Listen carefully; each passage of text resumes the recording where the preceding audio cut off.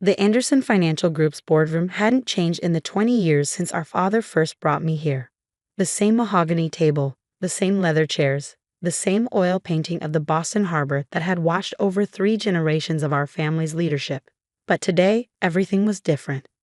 I moved to formally remove David Anderson from the board of directors, my sister Elizabeth announced, her voice carrying the precise tone of corporate authority she perfected over the years. Following my acquisition of his shares during his unfortunate absence, he no longer has any standing in this company. I sat quietly at the far end of the table, watching the drama unfold exactly as I'd expected it would. The other board members, mostly Elizabeth's carefully cultivated allies, nodded in agreement.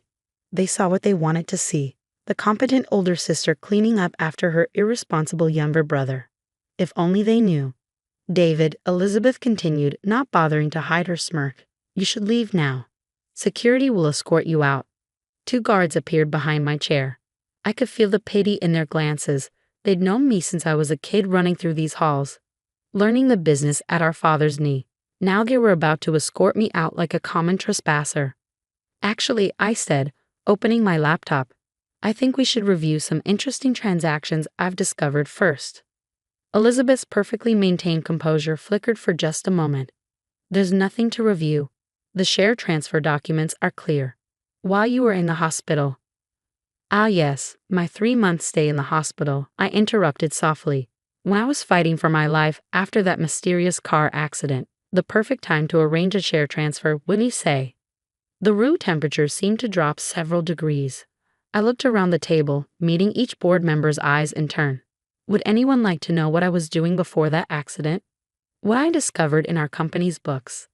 This is ridiculous, Elizabeth snapped, but I could see the fear beginning to creep into her eyes. Security, remove him. Touch me, I said to the guards without looking back, and the SEC gets an email containing everything I found, including the real reason behind Dad's sudden retirement last year. The guards hesitated. Elizabeth's face went pale. But let me back up. To understand how we got here, how the Anderson siblings' rivalry turned into corporate warfare. You need to know what happened 6 months ago when I first noticed something wrong with our company's numbers. I'd always been the more detail-oriented sibling. While Elizabeth focused on networking and climbing the corporate ladder, I'd immersed myself in the actual operations of Anderson Financial. Every spreadsheet, every audit, every transaction. I knew our business inside and out. It started with a discrepancy in our Asian market investments, a series of trades that didn't quite add up, profits that appeared too good to be true. Most people would have written it off as exceptional performance, but I'd learned from our father that in finance, if something seems too good to be true, it usually is. You're being paranoid, David, Elizabeth had said when I first raised concerns. The Asian division is doing brilliantly, just because you can't match their performance in your sectors. But I kept digging. Late nights in the office, weekends poring over transaction records. The deeper I looked, the more I found. Not just accounting irregularities, but systematic fraud. Money laundering for certain clients. Tax evasion schemes disguised as investment strategies. And at the center of it all, a name that appeared too often to be coincidence. Elizabeth Anderson. I confronted our father first, showing him the evidence I'd gathered. His reaction stunned me. Leave it alone, son, he'd said, suddenly looking every one of his 70 years. Some stones are better left unturned. Dad, this is serious. Elizabeth is using our company for. I know, his interruption had been sharp, painful. Why do you think I'm retiring? The implications hit me like a physical blow. You know, you've known all along. He wouldn't meet my eyes. Your sister, she has a way of making things happen. Results that keep shareholders happy. Methods that, it's better not to look too closely. It's fraud, Dad, money laundering. Maybe worse. It's business, he'd replied warily, the kind that keeps hundreds of people employed, that funds pensions, that maintains our family's position. I'd left his office that day with my world shaken. The father I'd idolized, the moral compass who'd taught me about business ethics, was choosing to look the other way. But I couldn't. For the next month, I gathered evidence, created backups, established secure channels with regulatory authorities. I was careful, or so I thought. Then came the accident, a brake failure on a mountain road. 3 months in the hospital fighting for my life, And while I was unconscious, Elizabeth moved. The share transfer documents looked perfect. My signature, witnesses, notarization, all technically flawless, except I'd never signed them. Never agreed to sell my 30% stake in our family's company to my sister for a fraction of its value. By the time I was conscious enough to protest, it was too late. Elizabeth controlled 67% of Anderson Financial. Our father had mysteriously decided to enjoy his retirement in a villa in Spain, conveniently unreachable. The old David Anderson, the trusting younger brother who believed in playing by the rules, died in that hospital room. The man who emerged was different. Quieter, more patient. For 2 months after my release, I played the part they expected. The defeated sibling, stripped of his birthright, nursing his wounds in exile. I sold my penthouse, moved into a modest apartment, started making noise about exploring other opportunities. Elizabeth relaxed. Her perfect coup seemed complete. But she'd forgotten something crucial about me. Something our father used to say.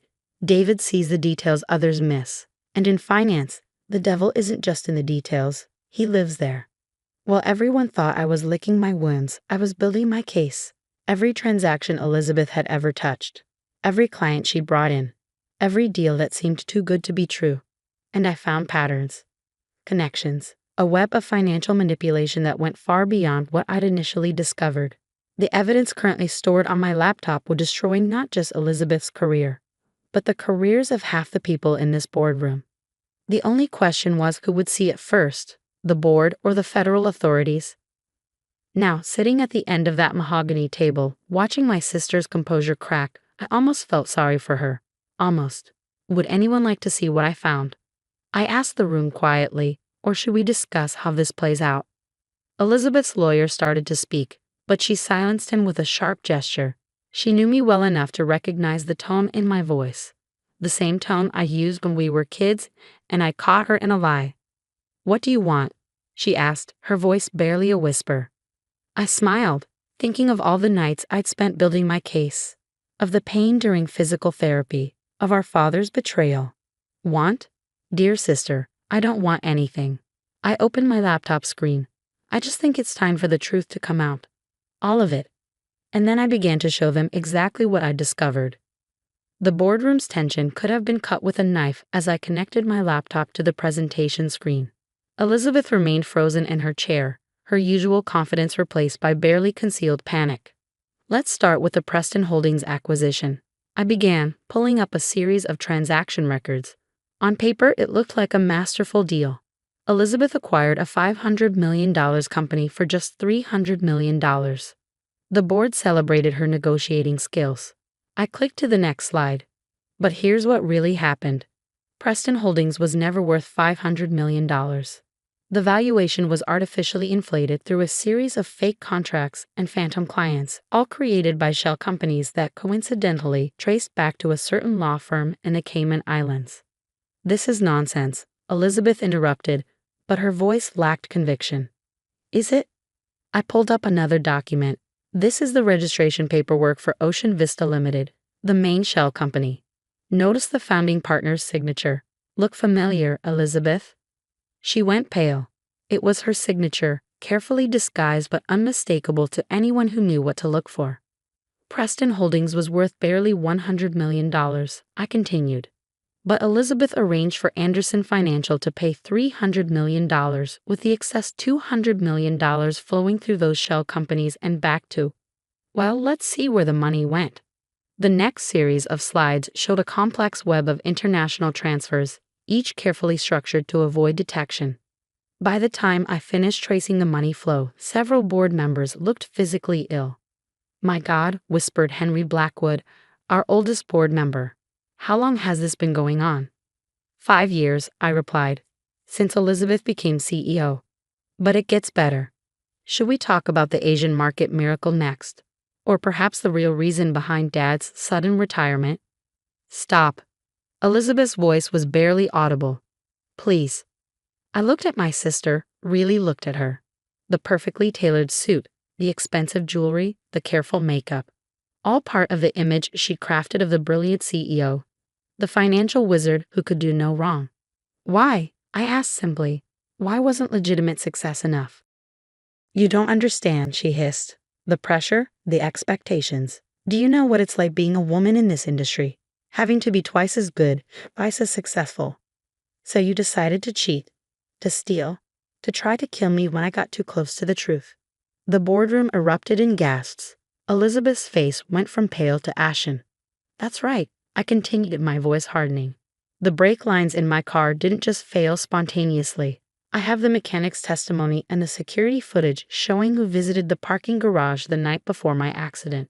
You can't prove that, Elizabeth whispered, but we both knew I could. I turned to address the board directly. While I was in the hospital, fighting for my life, my dear sister arranged to have my shares transferred to her control. The signatures are forgeries, the witnesses were bribed, and I have proof of all of it. What do you want? Henry Blackwood asked, his voice heavy with the weight of betrayal. The authorities should be here any minute. I finished for him. I contacted the SEC and FBI last week. They've been building their case independently, verifying everything I discovered. As if on cue, the boardroom doors opened. Federal agents streamed in, led by a stern-faced woman in a dark suit. Elizabeth Anderson, she announced. I'm Special Agent Sarah Martinez. We have some questions about your financial dealings. What followed was a blur of activity. Elizabeth was led away in handcuffs, her lawyer frantically making calls. Board members were served with subpoenas. The company's servers were seized. But before Elizabeth reached the door, she turned back to me. You've destroyed everything, she said bitterly. The company, the family name. No, I corrected her quietly. You did that. I'm just bringing back the truth. Hours later, after the agents had finished their initial sweep, I sat alone in my father's old office.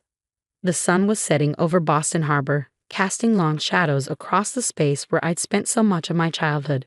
My phone buzzed. A message from Dad in Spain. Is it done? Yes, I replied. Elizabeth's been arrested. The truth is out. His response came quickly. I should have listened to you sooner. I'm sorry. I stared at those words for a long time, thinking about family, loyalty, and the true meaning of legacy. Then I began typing. Come home, Dad. We have a company to rebuild.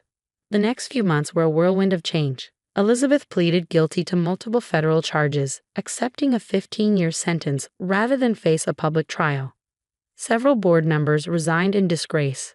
The company's stock took a heavy hit when the news broke. But something unexpected happened too. As we cleaned house and implemented new transparency measures, clients began returning. Many had suspected something wasn't quite right under Elizabeth's leadership, but hadn't known where to turn. I was named interim CEO, though I insisted on an independent board majority and external oversight. The lessons of power concentration were not lost on me. 1 year later, I sat in that same boardroom where the confrontation had taken place. The mahogany table still gleamed, the harbor painting still washed over us. But everything else had changed. Our father had returned from Spain, not as an executive but as an advisor, helping us rebuild trust with long-term clients. He was different now. Humbler, more willing to acknowledge past mistakes. You've done something remarkable, he told me after a particularly successful quarter. You've brought honor back to the Anderson name.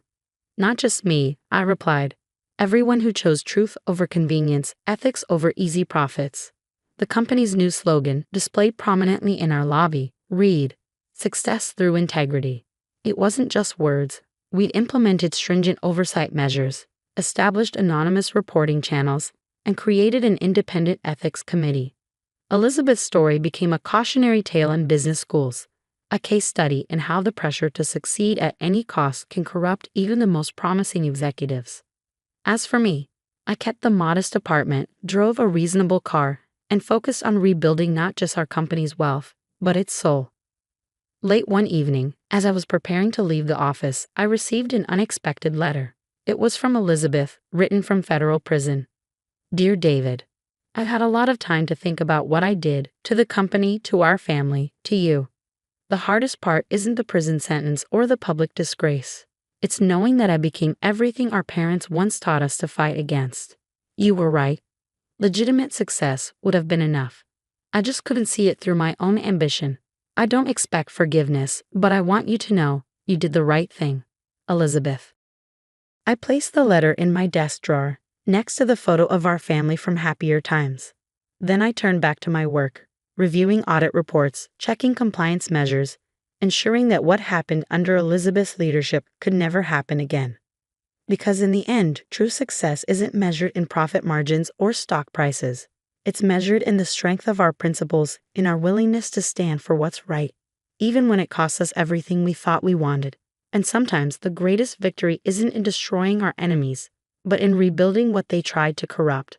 The Anderson Financial Group survived its darkest chapter, emerging stronger, more transparent, and more committed to its ethical foundations than ever before.